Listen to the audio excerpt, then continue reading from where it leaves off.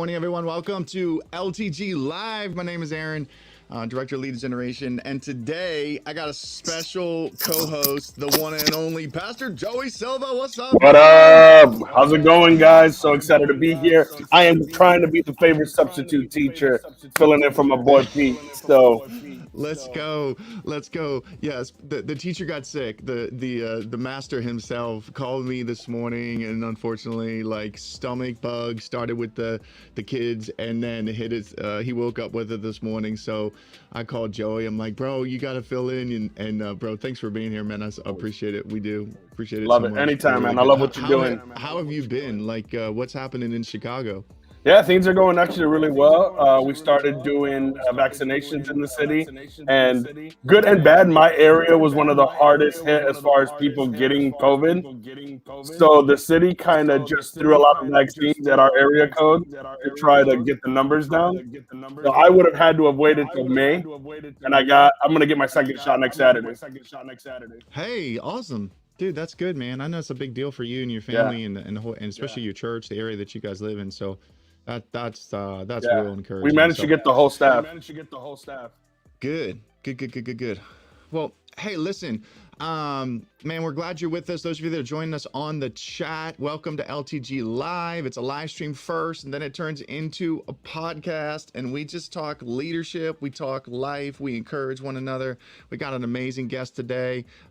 This is being brought to you by leadthegeneration.com. If you don't know who we are, check it out. Most importantly, though, Joey, we want those that are watching the live stream to join the conversation. So you can start by just dropping in the chat who you are, where you're watching from. We want to know who you are. We want to see you. We want to welcome you.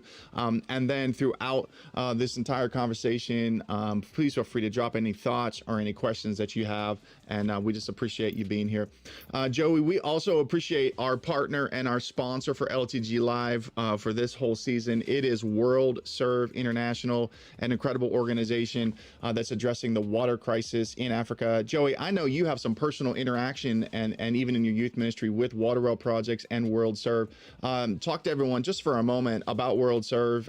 Just kind of educate people, I should say, on what they're doing and the change they're making in the world. Yeah, World Serve is providing clean water and water in general to a lot of the areas in this country, and not in this country, but in this world where they don't have it. I think it's interesting because in our country, we don't think about that.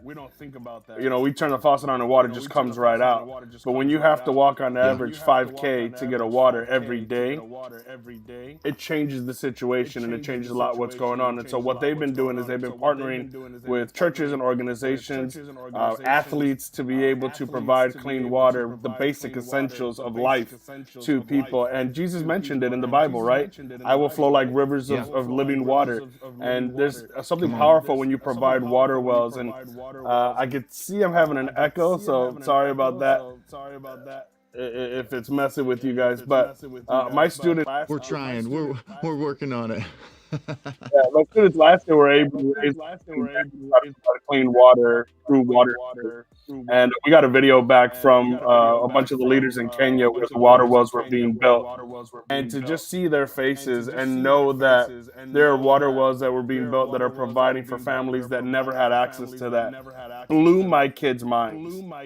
And it just showed them, like, okay, this, you know, some kids shaved their legs live on Instagram. Some kids did karaoke on Instagram.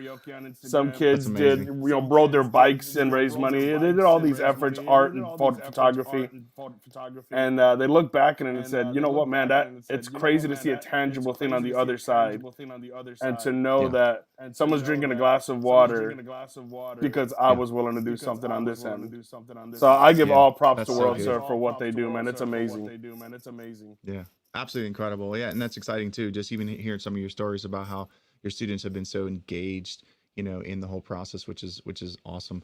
So, hey, again, we welcome you. We're glad to see you there, man. Just some shout outs to some different people that I saw jumping on, man. Ty Buckingham, Char Blair, Ricky Ingram, Michael Stroud, Josh Cruz. There's a bunch of you out there today. So thanks for joining us. And others, feel free to drop in the chat. If you're excited about today's guest, man, feel free to click on the share button too. We'd love for you to kind of help us spread the word. We appreciate that, and we're excited for Jamey Paugh. We're going to introduce him in a second.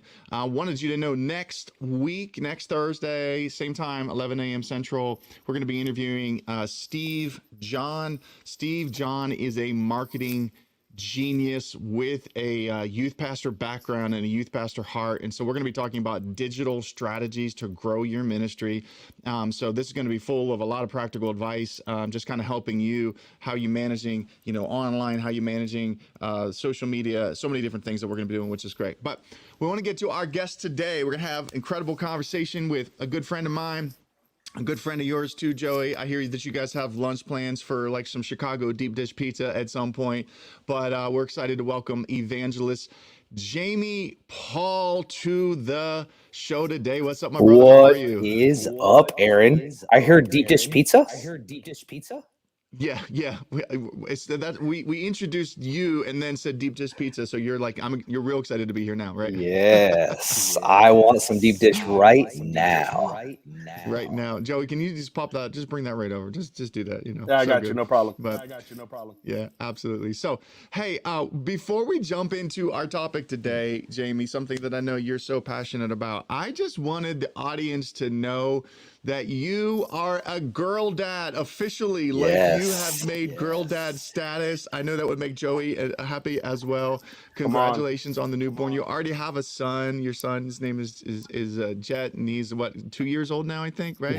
He's coming up on 2 here soon, 2 weeks. Yeah, amazing. And and now you have a little girl, which is absolutely incredible. So in honor of Joey, both you and Jamey being relatively new to girl dad life. So like I'm gonna go ahead and put the veteran hat on here because my girls are 19 and 15, right?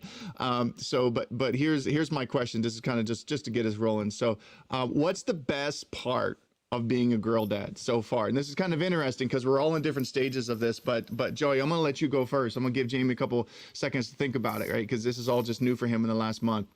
Yeah, girls love their dads.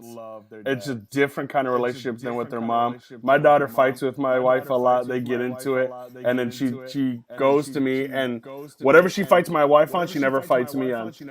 My wife, she'll kick and scream when she's trying to change her. She'll stop when I walk in the room.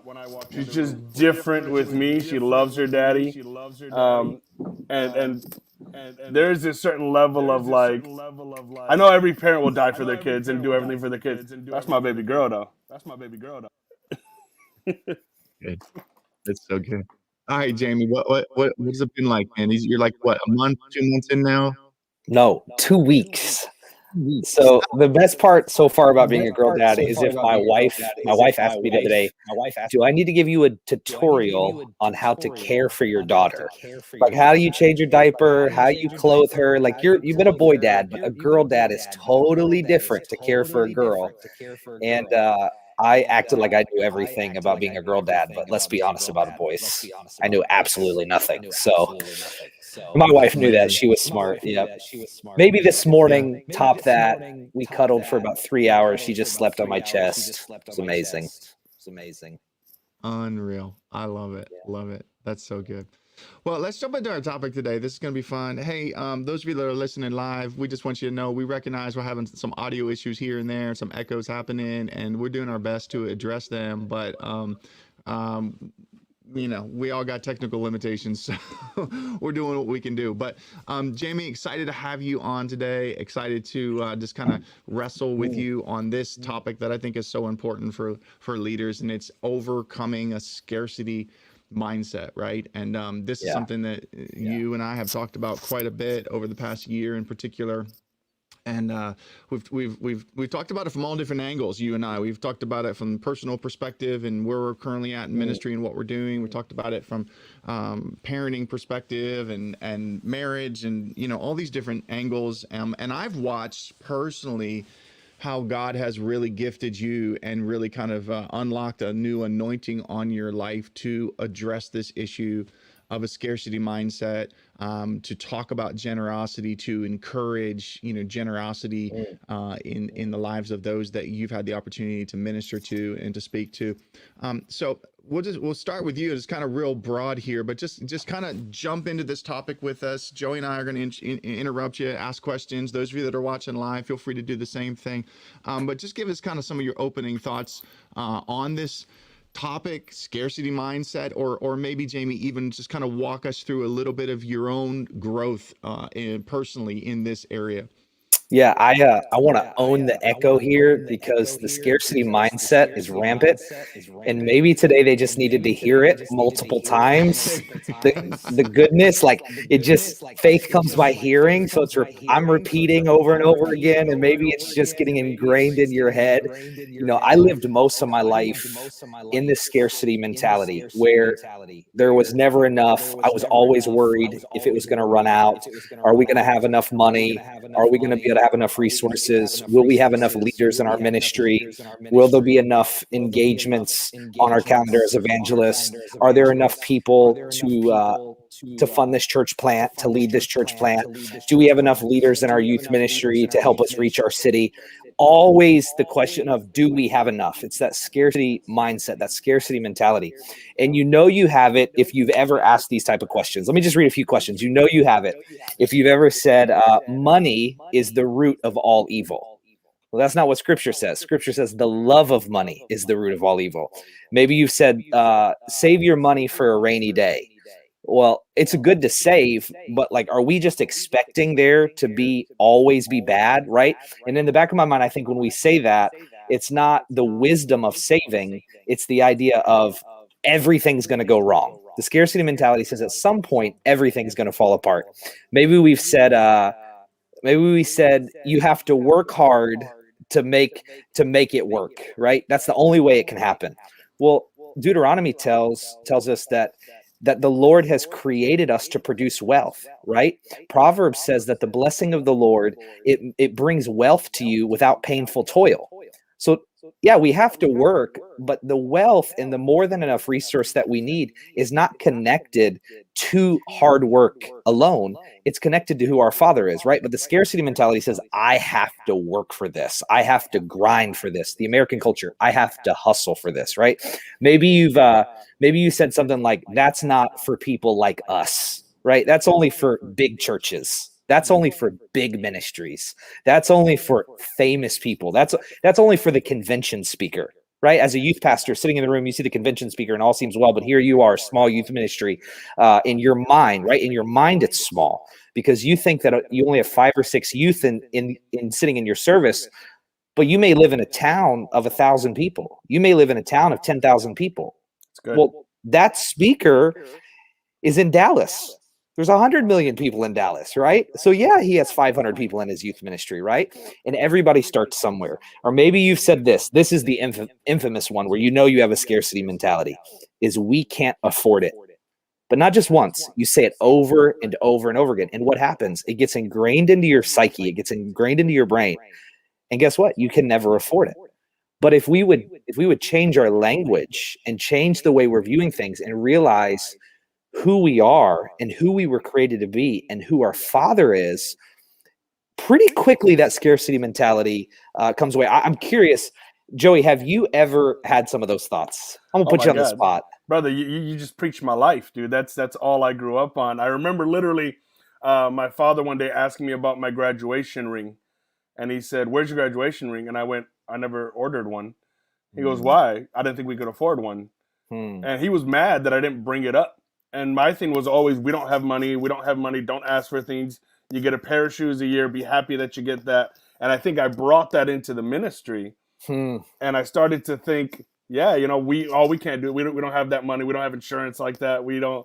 That's going to cost too much. And so a lot of times ideas would come up early on and they'd be shot down with this whole mindset of, yeah, we can't afford that. Now that changed over time. And I'm curious, Jamey, do you think, like in my case, is it learned behavior over years? Is it stuff that happens maybe, you're bright-eyed and bushy-tailed at the beginning of ministry and lead pastors and the business manager of the church keep shutting down your ideas and eventually you're berated to the point where, nah, I can't do it no more?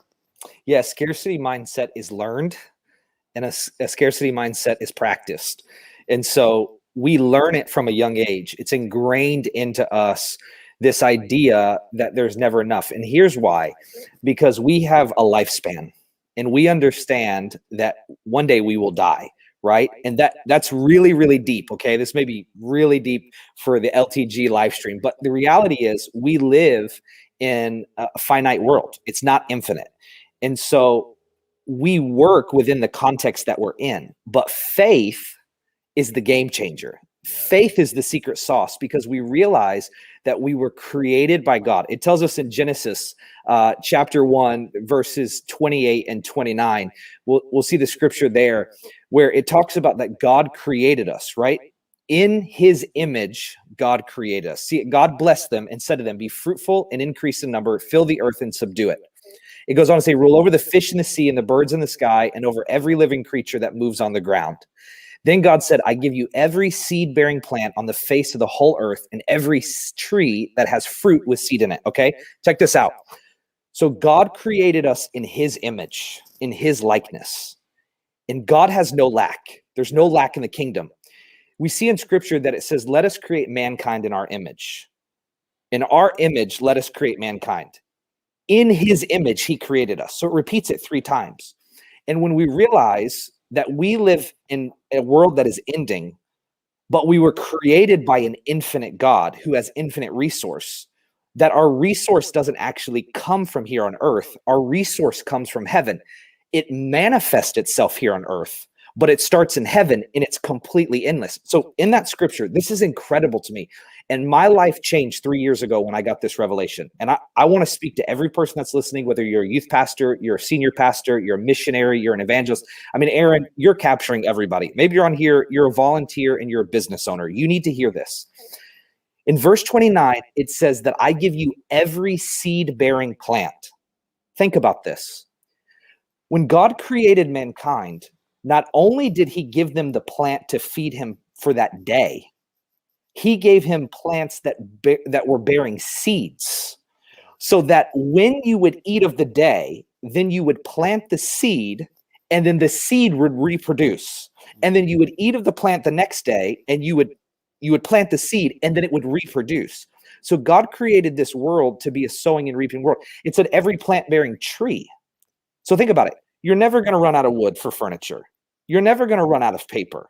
Why? Because he created. Think about this. Even in animals, right? So animals reproduce of their own kind. A cow, think about this. You're never going to run out of milk. You're never going to run out of meat. Why? Because it reproduces.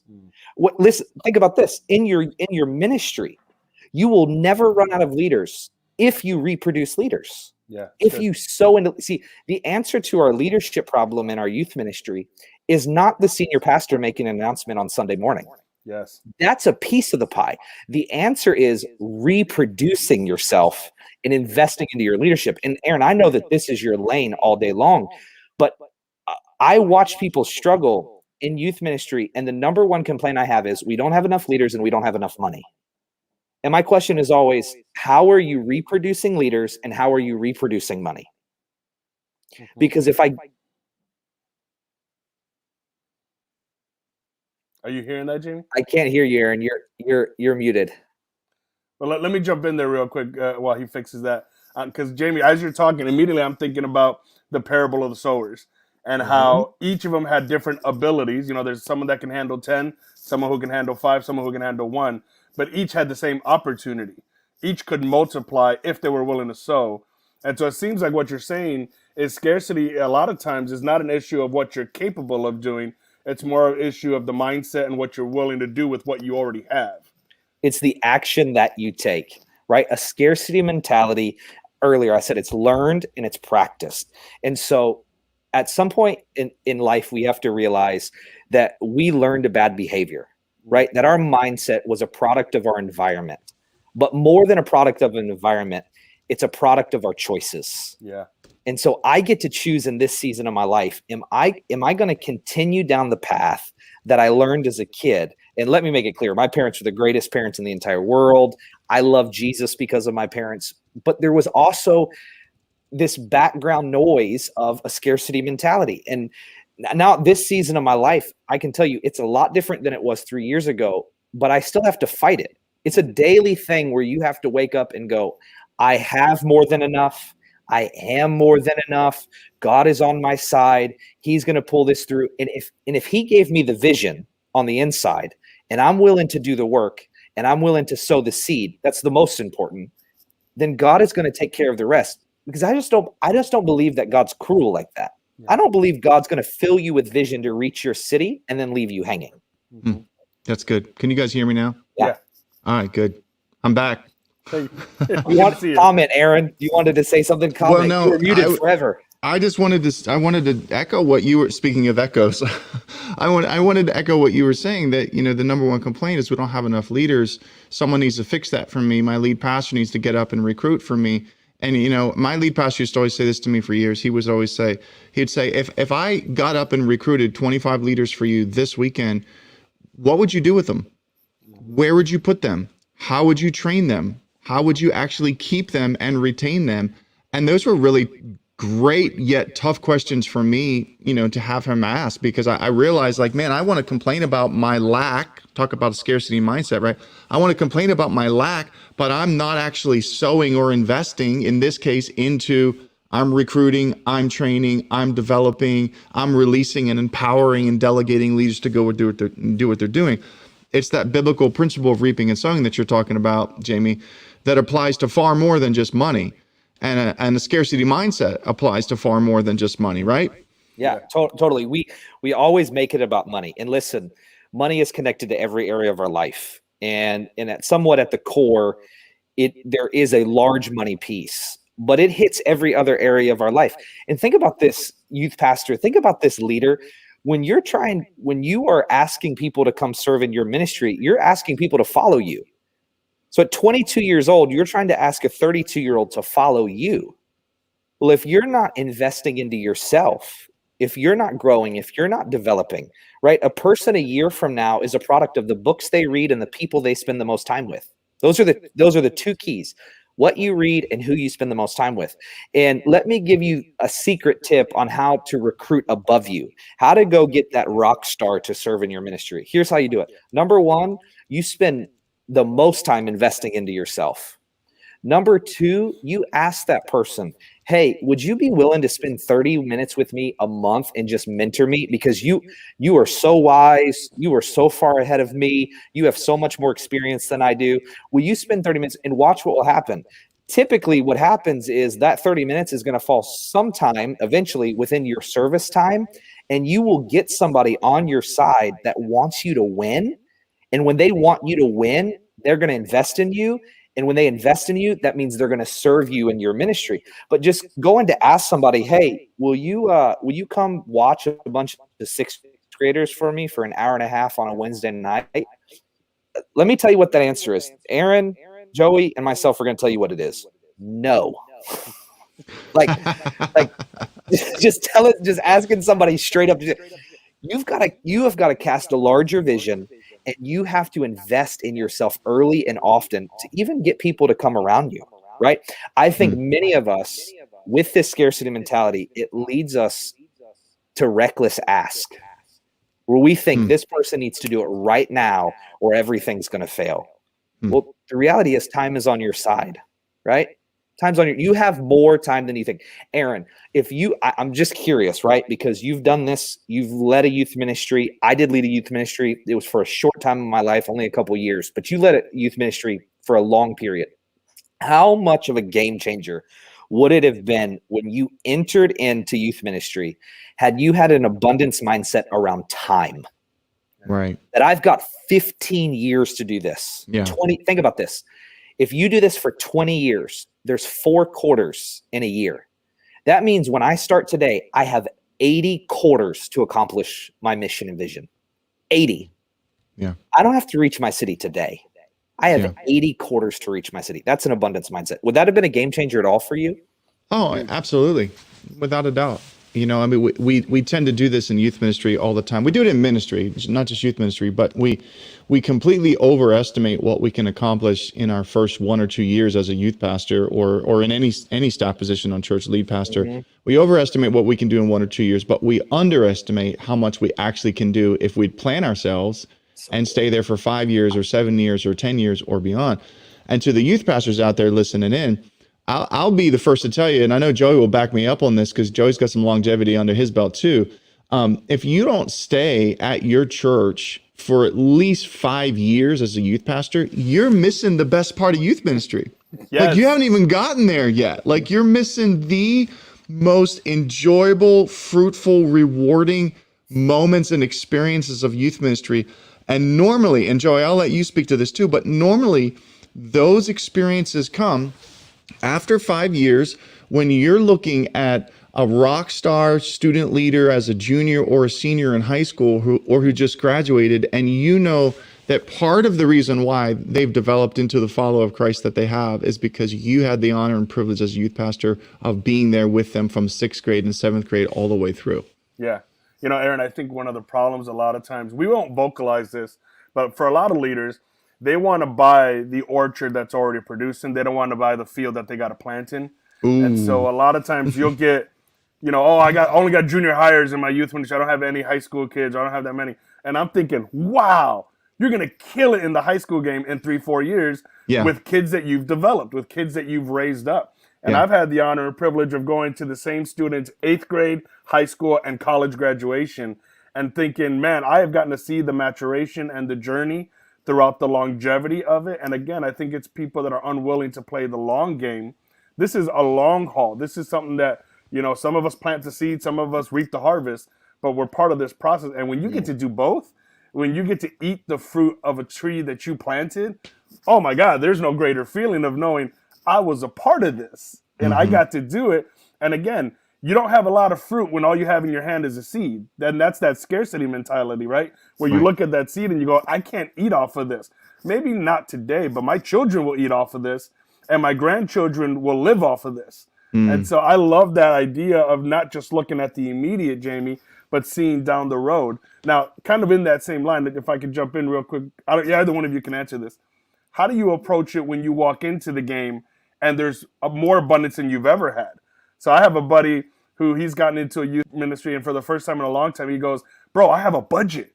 I don't know. I don't even know I've never had a budget. And I'm thinking, yeah, pretend you don't have a budget. Because if you start making all these plans for this budget, you're going to lose the mentality that you had when you worked for someone. So how do you balance, not being scarce, but then being a good steward of what you have? I'll give one quick thought, and then Jamey, I'd love to hear your response to Joey's question. The primary foundational thought that I have when you ask that question, Joey, is always remind yourself that if you walk into a ministry situation and there is a great deal of fruit and a great deal of abundance, it's not there because of you.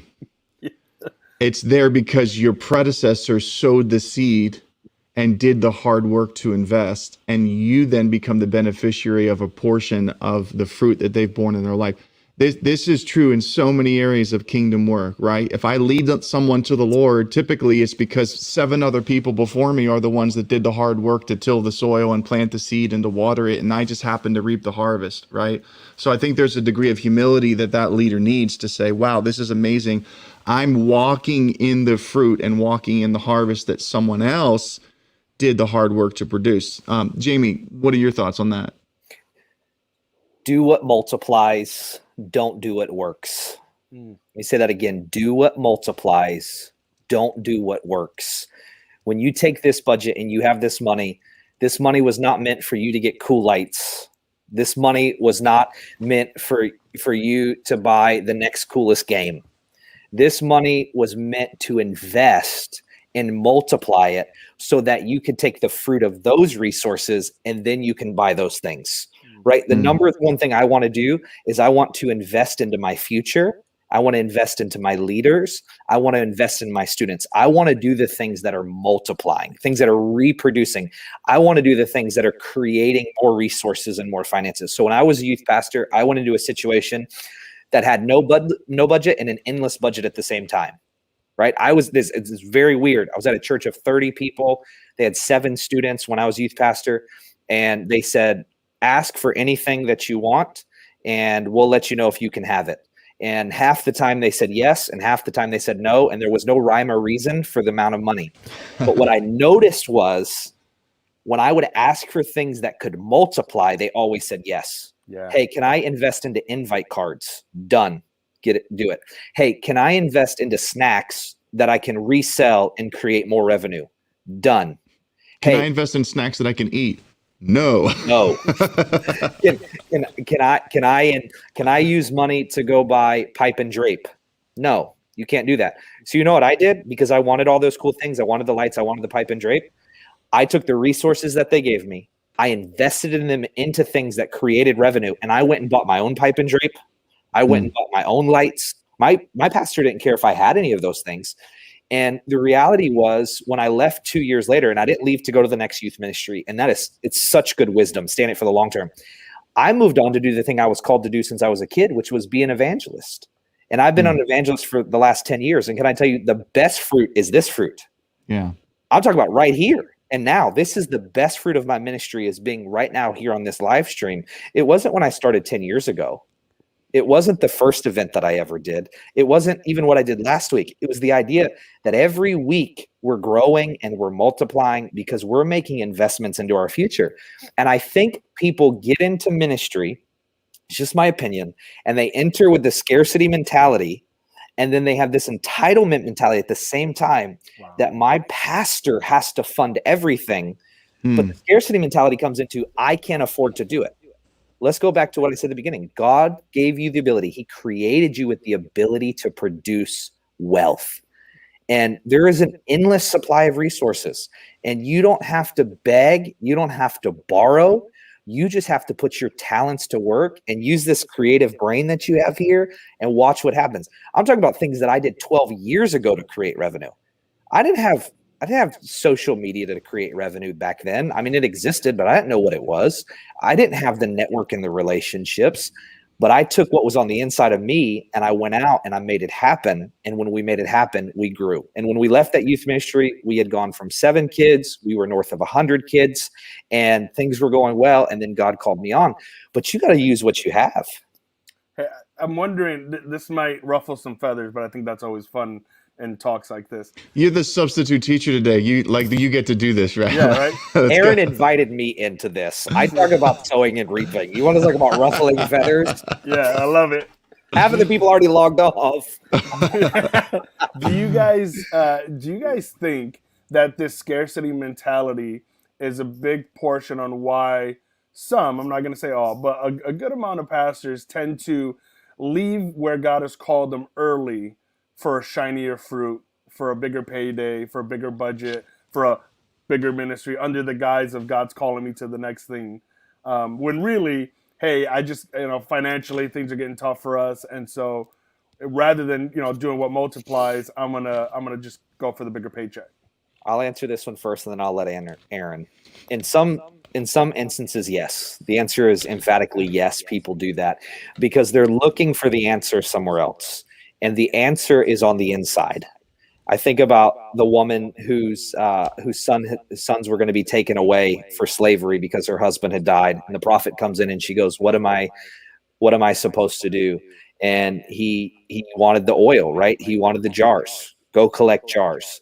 And so she went collecting jars. And when she went collecting jars, the oil never ran out until she ran out of jars. Well, he asked her in the beginning, where did she get the oil from? The oil was in her house, but she says, I have a small jar of oil. This is all I have. And the prophet said, if you will collect the jars, then we'll fill the jars with oil. Well, I only have a small jar of oil. What she didn't realize is when she paired what she had with her faith in God, that God could multiply that oil. And the answer for everything we need, I believe, is already in the house. Amen. It's in my house inside of me. It's in my house as my family. It's in my house as my church, the house of God. It's in the house in my community. And when I will use what I have and I'll pair it with who God is and I'll pair it with whoever's in the house, resources are endless. Here's a practical thing. And Eran, you've heard these numbers a million times and you and I have had discussions. I just say numbers literally so people can understand. It's not to make anybody feel bad. It's not to say, oh, Jamey's great. It just really comes down to what's possible. In 2017, and people run away because of resources. And I go, the resources are in the house. In 2017, my wife and I collectively gave $5,800, right? That's what we did. And that could be big for some in this room. We go back to 2016, it was lower, 15 lower, right? But that's a good starting point. Well, in 2018, when we decided to live generously, our giving went from 5,800 to 12,500.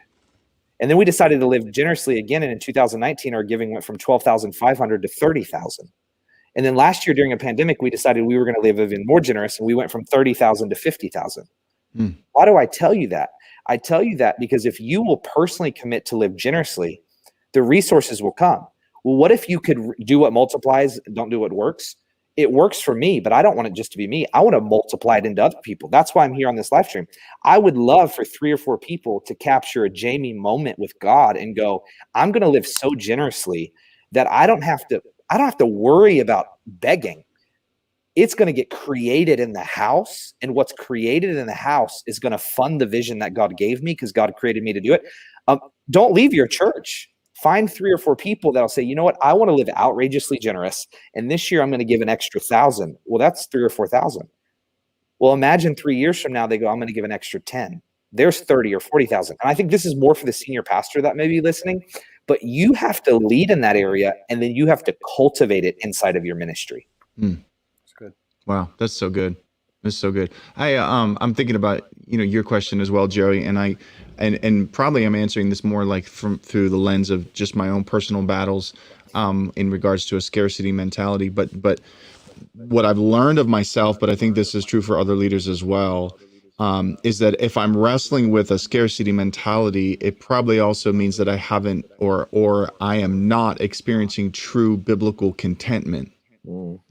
Right? So a lack of contentment always leads me to, like you said, Joey, look at, the grass is greener on the other side of the fence, so to speak, that common, metaphor that we've heard. And it's so easy to fall into that trap now because it is easier now than ever before to compare with one another's ministry, compare with someone else's success. Social media allows us to do that. Quick access, to internet allows us to do that. The amount of books and podcasts and things that are out there, it's a very easy trap to fall into. If you and I will learn as leaders biblical contentment, this is what you're saying. It's another kind of stem of what you're saying, Jamey, when you say that everything that you have is in the house, right? If you'll learn to truly want what you already have, right? And love what you already have and enjoy what God has already provided for you, it will not only protect you from a scarcity mentality that Jamey's talking about, but it will also protect you from leaving too soon to jump into some other ministry because it just seems like, boy, that's going to be so much better, or this is how God has, providing for us. And so I know in my world, just being transparent, I wrestle with contentment. I wrestle with comparison. I wrestle with seeing what others are doing and then allowing myself mentally and emotionally to take on some form of, oh man, this is, I'm not doing well, or I'm never going to have it.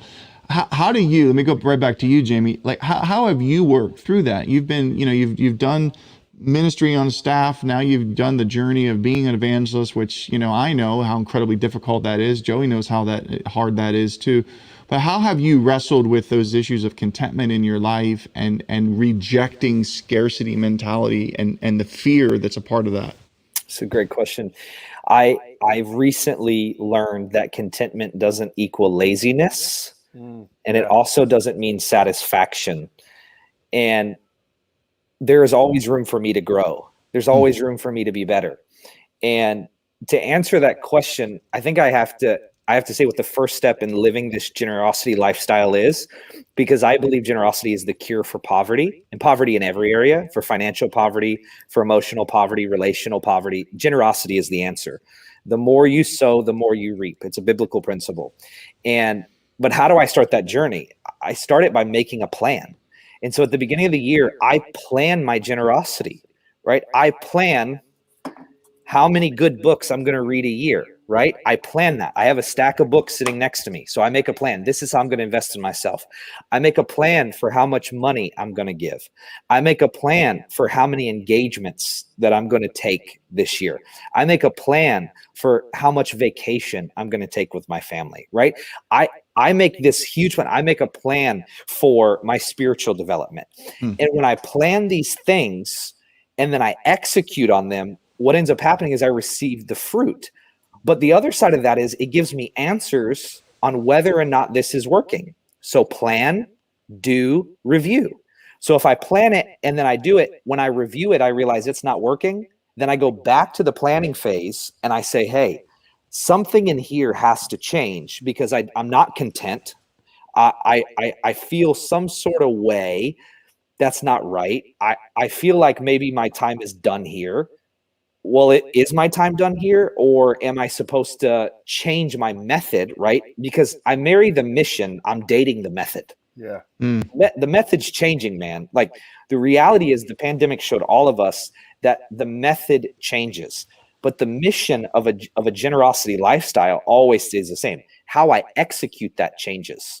And honestly, the last part of that is just staying submitted to the Lord. And that's really biblical and spiritual. But if I commit my mind to the Lord, as Romans 12:2 says, be transformed by the renewing of your mind. If I daily renew my mind to the Lord and I say, make me content. I don't want to be lazy. I don't want to just be satisfied for the rest of my life because I know you've created me for more. What happens is I begin to live a lifestyle of abundance. I destroy that poverty, that scarcity mentality, and I'm able to move forward. That's so good. You said something earlier that I just wanted to circle back to, and I'd like to get your thoughts on this as well, Joey. You talked about generosity, and you, in the same breath, you talked about how you invest in others, but then you also, in the same sentence, talked about investing in yourself. So it just kind of jumped out at me because I do think that if you are, as a leader, wrestling with a scarcity mindset, not only are you resistant to give generously to others, but you also don't feel like you deserve something yourself, right? And so you're not really investing in yourself, maybe your growth as a leader or your family, and so Joey, I'm gonna let you go on this one first, and then we'll come back to Jamey. He needs to catch his breath because he's just been preaching up a storm here. But how do you balance that, or how have you experienced that? Investing in myself, scarcity mentality, yes, no, and others, and the balancing act between those. Yeah, I think it's important to not pick and choose when you do what. It's not like I do this, then I do this. I think for me, it's I do it all. It's follow me as I follow Christ. Not, hey, let me follow Christ, and then when I'm down that journey, then you could follow me. And so I think it's being able to balance all of that at the same time. As I grow, we grow. It's kind of what's that old saying? When I eat, we eat. The rising tide, all the boats get lifted up. And so I think it does start with you. I think you can't expect it in somebody else if you're not doing it for yourself. And I think that gives an example. And I think that's often what's needed. I think about my students, and a lot of them have scarcity mentalities because of social economic issues, things that they grew up understanding. And a lot of it is I've never seen generosity and I've never seen abundance. And so all I know is get mine while I can get mine. Don't worry about anybody else because no one's going to look out for you. No one's going to take care of you. And so you got to protect yourself and your family. And that's a big mentality that I've witnessed for generations now. And so breaking that is hard if you don't exemplify that. And so I'll just tell you real quick before I jump on to Jamey. For me, and this is a long story that I'll condense really quick, but we gave a big raise that I got when we got engaged to the church for a building fund. And it's the most I had ever given in one check. It hurt. Like when you sign those off, it was several thousand. And it was for my wedding. Basically, I gave away my honeymoon. And months later, I run into Jim Simbala, pastor at Brooklyn Tabernacle in New York. I'm picking him up as a host for our district convention. And in small talk, finds out I'm engaged, hooks me up with a resort from a buddy that he has in Bermuda, and sends me $1,000 check for me and my wife to go. Let's go. Now, I'm thinking, okay, maybe the church sent me this. You know how sometimes pastors might send. This is a personal check from the dude who met me for 20 minutes in a car ride, but saw a young man who was starting out in life, and he just thought, hey, I'm going to be generous to this guy. I guarantee you, I love this man to death already. I've met him a few times already.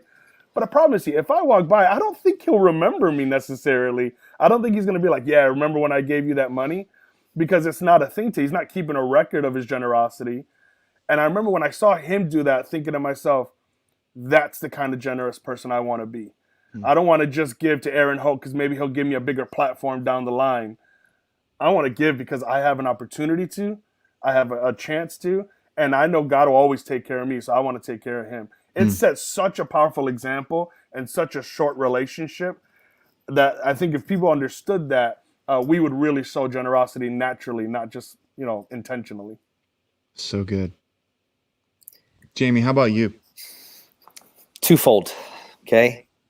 Anytime I face a challenge in my life, I sow a seed because that's how the earth was created. That is kingdom. That's the answer. And every time I sow a seed, the thing that I need, and I know that rhymes, but it's true, it chases me down. I'm telling you, if I come to a moment where I'm short financially, I sow a financial seed and money chases me down. It's how the earth works.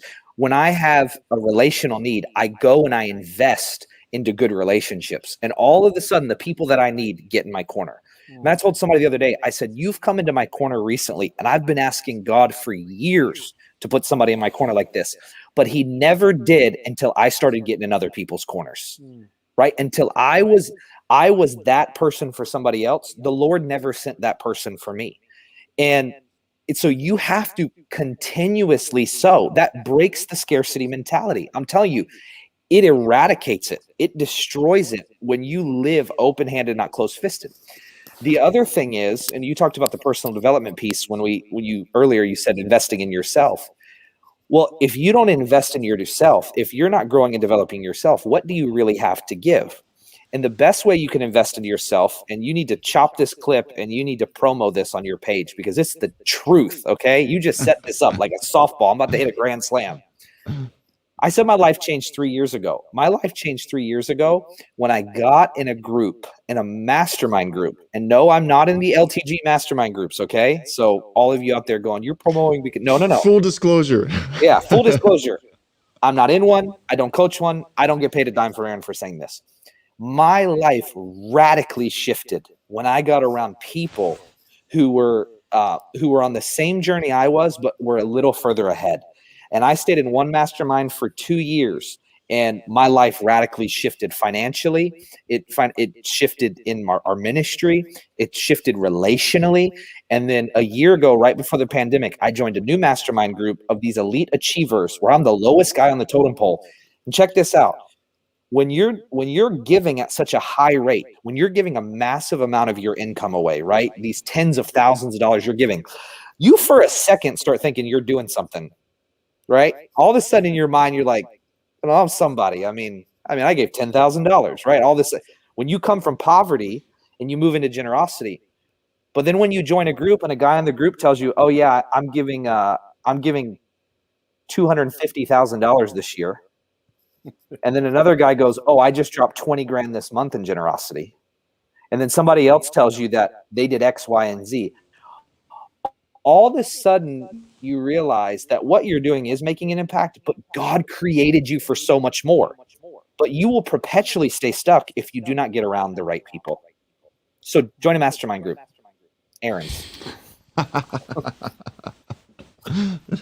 That's so good. We're running out of time here. Got a couple minutes left. Joey, I did want to circle back to you on just one thing that you said, because I think there's a lot of youth pastors across the nation, whether they're listening right now live or whether they listen back on the podcast, on the YouTube channel, whatever. But you mentioned how you've seen generation after generation of young people have this mentality of, I got to get mine because no one else is ever going to provide it for me.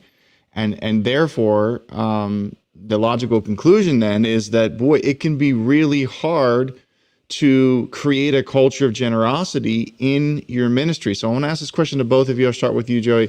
How do you do that? How do you create that culture of generosity, even in the face of, extreme odds? Because you have some generational things happening there with students who feel like that's just not doable in my particular world. Yeah, I know for us, for years, I felt like as being part of an urban youth group, we weren't challenged. And there came a point where I was almost insulted by that, because I felt like it was almost as if, I don't know if that necessarily was the leader's mentality, but it was almost as if, on my perspective, you don't think we can do it. You feel sorry for us because of our background and our situation and what's going on generally. And I've discovered, there's something about treating people how they can be, not necessarily how they are, with potential. And so I think for a lot of that, it's showing a student that there's a greater possibility, that it's not what it's always been, and that things can be different. Again, it goes back to what Jamey mentioned. It's showing that, it's exemplifying that, it's being that, but then it's speaking into that. It's making sure that you let them know. Jesus did that with every single one of his disciples, right? Hey, I'll make you fishers of men. I just help you get the greatest catch of your life, but now I can do so much more if you're willing to follow me. And so a lot of times, with my students, I've challenged them. I think for us, that's why missions has been such a big proponent, because missions is the vehicle in which we teach generosity. The kids that give to missions now tithe later. This is something that if you're waiting for, as a senior pastor, if you're waiting for the millionaire to start coming to your church, that's just a bad method, bad leadership. You can't just wait for some superstar athlete, and I'm not waiting for Russell Wilson to come to the Chicago Bears, just so him and Sierra can start tithing to my church. I am raising up that sixth grader to be a tither when he's a 25-year-old professional. And so for me, it's hard to fix broken people. It's easy to raise strong ones. And so if I can raise them up and start to be a process of changing that mentality and showing them what generosity looks like, it may take a generation or two, but it took 5 or 6 generations for them to get to this point. Again, it's the long haul game. It's not going to be an overnight thing, but it's got to start sometime. And I figured, why not now? Yeah, so good. Jamey, same question. You'll be wrapping it up for us today, but how do we do it? How do we create a culture of generosity? A generosity culture starts with you. Can't look for anybody else to do it. Is your job in your organization to lead the way. And then you cast the vision. It's intentional. A generosity culture is intentional. This is who we are. This is where we're going. And this is how we're going to get there. I'm not asking your opinion if we're going to be generous. We are going to be generous. We are generous. And here's why we're generous. And just as Joey put and said so well, missions is a great way to attach your generosity. We're generous because, and then fill in the blank, and pick a ministry, pick a mission, and change the world. But it starts with you. Amen. Love it. Love it. Man, this has been a great conversation. Jamey, thanks so much. I always find myself inspired in this area of generosity. Not just money. And it's too easy to just make it be a money thing. It's not. But just in general, the way we're loving, the way we're serving, the way we're giving, the way we're caring. And I won't go into all the personal stories, Jamey, but you and I have shared some great conversations about how your ministry has really just inspired me personally and my wife to be people of generosity. And so really honored to have you on LTG Live today, and appreciate it. Thank you so much, my friend. You're welcome. Hey, and if people have made it this far, they watch the replay. People are in need of resources, and we give away stuff all the time. Particularly every month, we're giving away cash. We're giving away crazy things. And so if people want to be a part of that, they don't have to buy anything. We're not going to sell them anything. We simply pick winners, and we're giving away thousands and thousands of dollars this year. JameyPaugh.com/giveaway. Get on the list, and you could be a recipient. That's awesome. Hey, let's try to throw that link in the chat. And what was it again? JameyPaugh.com/giveaway. Awesome. I think Joey's signing up right now. Yeah. Joey, thanks for being my pinch hitter today. Jumping in for Peter, who's wrestling through some sickness right now. But I appreciate your wisdom, your advice. This has been really good. Hey, for those of you that are still with us live, thanks for joining us. And if you love what we do us a favor, give it a like on Facebook. Click on that share button. Maybe even jump over to the podcast side and give it a rating, give it a review. LTG Live Podcast on Apple or Spotify, all that kind of stuff just helps us. You can practice generosity right now. Just click a couple buttons, and that's just a simple way that you can help us with that. So we appreciate it. Again, Jamey, thanks for being with us. Joey, thank you so much. Next week, same time, 11 o'clock Eastern, we'll be talking with Steve John on digital strategies for growing your ministry. Going to be a really great conversation, very practical. Get ready to jump on, take a bunch of notes, and we will see you all next week.